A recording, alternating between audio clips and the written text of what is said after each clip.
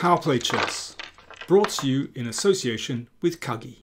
Magnus Carlsen against Hans Niemann. This most hyped match took place on Friday on chess.com, the semi-final of the Speed Chess Challenge. Now, I'm recording this on Sunday morning. I'm sure you all know what happened by now, unless you're living under a rock. So this is my kind of summary of the chess. I'm not going to get into who said what to whom. Let's let the chess speak for itself. So I'm going to show you two games that I think illustrate, pretty well who got the upper hand. So this was game 3. Carlsen 1.5 up. In this Speed Chess Challenge, they play a series of blitz games, 5 minute, then 3 minute, then bullet. So this was in the 5 minute portion of the match. So the opening runs along pretty traditional lines. For example, here, if Carlsen played d4, then we've got a mainline Catalan. But typically, Carlsen's played a sensible opening, but he likes to just put a little twist on things to make his opponent think. So d3 from Carlsen. And here, well, really, I think principally black should just claim the centre like this, c5 and knight c6, and well, it's just a slightly different game. But Niemann plays a5, and after knight c3, c6, but this allows Carlsen to take the initiative with e4.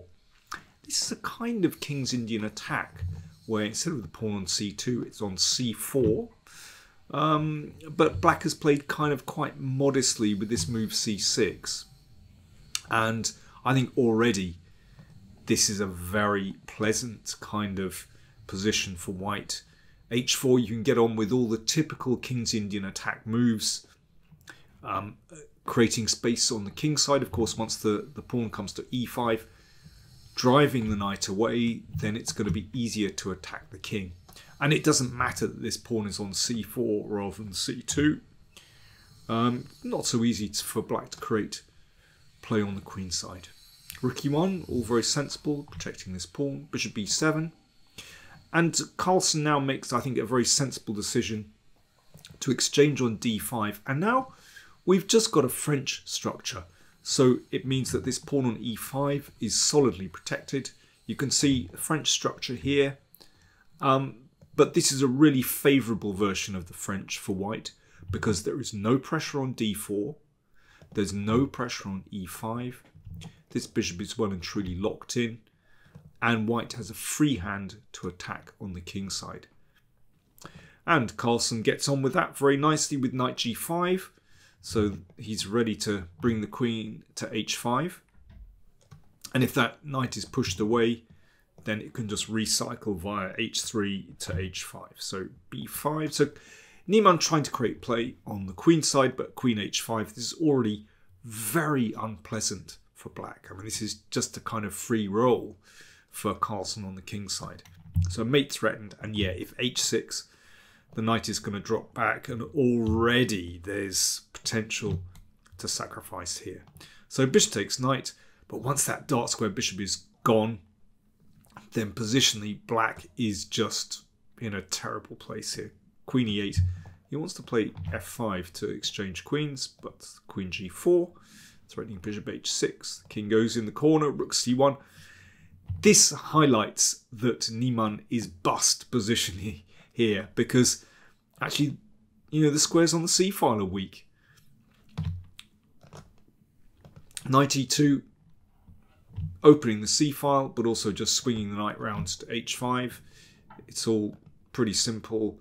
Carlsen doesn't bother protecting the a pawn. Knight h5. He's got bigger fish to fry on the king side. Rook g8. So this one's under fire. Rook g8. And now a killer move. Well, there's many killer moves. Knight f6. Absolutely crunching. Of course, if that's taken, then it's mate in a couple. So queen f8. Queen h5, threatening mate here. And don't forget, this is on as well. Takes. There's not much to analyse here. It's not even a sacrifice. Carlsen is simply winning material. And knight c4 was played by Niemann. And I think he just lost on time in this position, or maybe he resigned. I'm not quite sure, to be honest. I mean, I was watching the game. It's very hard to know whether he resigned or whether Niemann lost on time.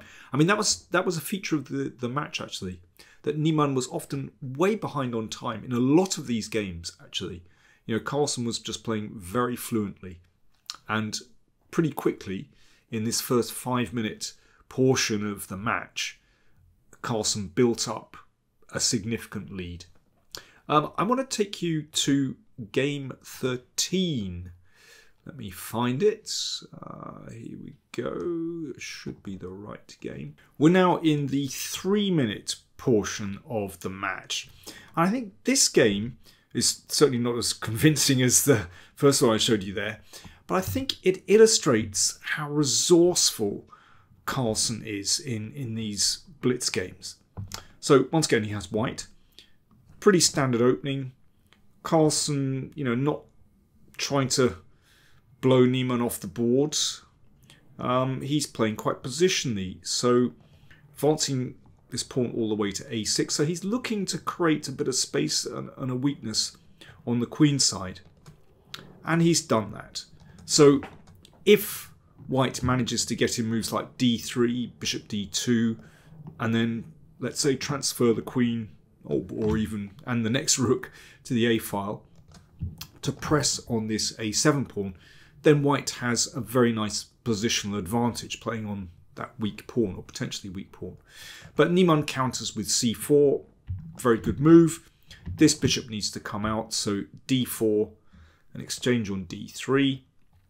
And you can see that both players have a weakness here. Weakness on, or a potential weakness on a7, and a potential weakness on b2. So things balance out. I think it's roughly level in this position. I mean, if anything, you know, I would slightly prefer black because black is a little bit more active, but there's not much in it. I mean, I think a sensible move here would be just to drop the rook back to a2. Carlsen played here d4. Right, black to play. Time for you to have a little think. Time for me to have a little drink. Cheers. Black to play. What would you do here? What did Niemann play in this position? Well, very quickly he snapped off that e-pawn. Carlsen has just blundered. Because in this position, this is what happened. If queen takes, then you can see that black is just winning a pawn. The rook retreats, covering everything. Black is a clear pawn up with a very solid position. Excellent winning chances. No real counterplay for white there.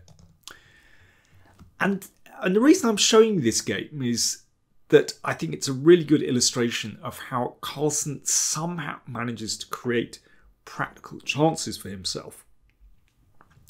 So, you know, how do you play on in this position? Well, he played bishop f4. Okay, so that one's attacked. And Niemann dropped back with the knight. Now, if that knight reaches the d5 square, then again, black has a super solid position. Knight really can't be hit on d5. Covers e7. Beautiful position. And, well, it's one of those positions where Peter Lecco would say cemento. So solid, very little counterplay for white, and black can, you know, play on these weaknesses. So at this moment, Carlsen thought for 35 seconds. Now, in a 3-minute blitz game, that's a big time investment.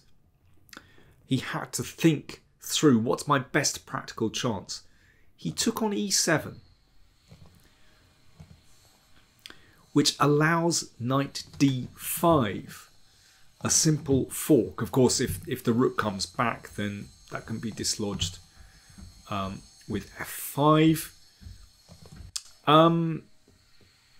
So, you know, why did Carlsen do this? He must have seen this. Of course he saw it.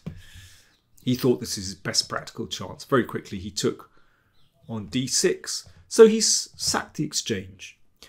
But there are certain practical difficulties here for black. You know, if rook takes b2, rook a7. Still not completely clear.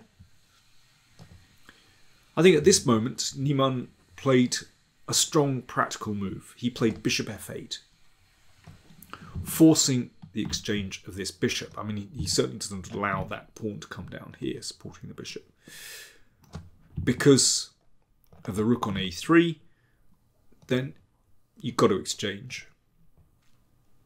And Carlsen took on a7. Now, I'm going to return to this position. I think it's a very interesting position in terms of technique. Here, Niemann did what looks like a really sensible thing. I mean, if you play rook takes b2, then knight e5, that's still complicated because there's pressure on the 7th. But Niemann checked, and rook takes b2. Looks really sensible. You've got one of the pawns back, threatening here. Looks like f2 is going to cave in. But I think Carlsen foresaw this position. He played knight e5, or at least he made the best of it when he got there. Here's black's problem. Rook takes f7, threatened.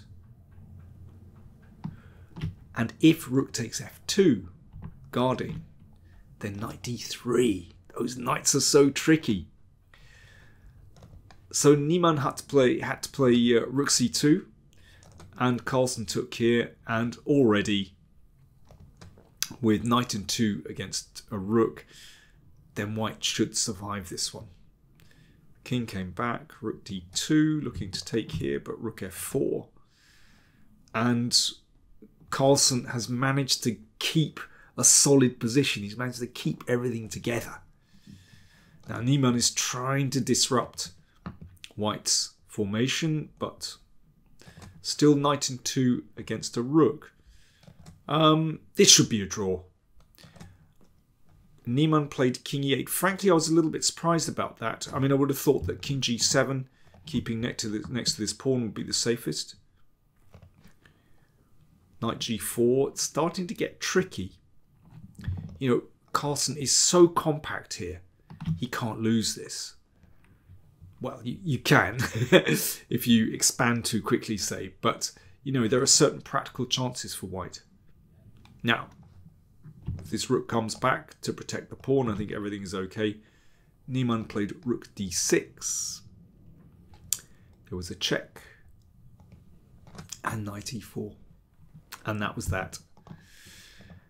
Carlsen wins back an exchange, and then with rook and 2 extra pawns on the same side of the board, a very easy win for white, particularly as the king is cut off as well. Wow, what a turnaround. But I think Carlsen is brilliant at compromising. You know, this was a key moment in the game where, you know, how many people would give up the exchange here? It's the best practical chance. If black is allowed to play knight d5, very, very difficult to fight against that. So that was a brilliant decision from Carlsen. And then here, recognizing that he had this tactical shot, and then he's back in business. Then he's not worse anymore. I want to come back to this position because this is a key moment. There's a really nice idea for black. Now, impossible to see this in a blitz game, but I think this is a good illustration of technique and how, you know, in these kind of positions, to finish off your opponent, you need time to work things through. Secret of good technique is good calculation and also understanding sort of basic positions, what's gives you good winning chances. So rook a8 is a good move. Now, if the rooks are exchanged, then black is going to pick this one up. Excellent winning chances. You just have to know that. So white's best chance is to keep the rooks on. Okay, let's say rook b7. Then rook b8. Again, white doesn't want to exchange, so plays rook c7. Okay, what exactly is black achieving here? Well, in this case, rook a1 check and take on b2. Now, what's the difference? You know, why is it better to have the rooks here than on with the rook on c1? Well, in this case, if knight e5, threatening this pawn, then rook f2 is safe because the rook protects here. Well, we know that. But there's no knight d3 forking the two rooks. That's the point. A slight difference in position makes a massive difference in the assessment. So rook a8 was a beautiful idea. Incidentally, if rook d7, then king e8, and the rook will have to go back. Obviously, knight e5, f6. So yeah, rook a8 is a beautiful move actually. So just to illustrate that again, this should be a winning position for black. Should be. But in the game, it didn't work out as well because the rooks were here.